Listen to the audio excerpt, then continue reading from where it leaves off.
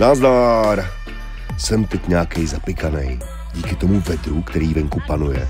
No a do toho pekla jsme si ještě pořídili skákavky, ale ne velký skákavky, které už něco unesou, ale tyhle mrňavý skákavky, protože máme spoustu krabiček se spoustou kokonů a se spoustou malinkatých zvířátek.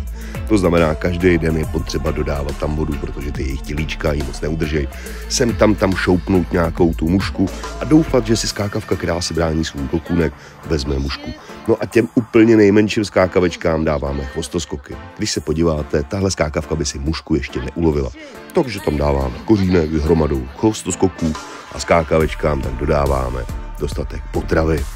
Takže toliko u nás. Mějte se pěkně a čau.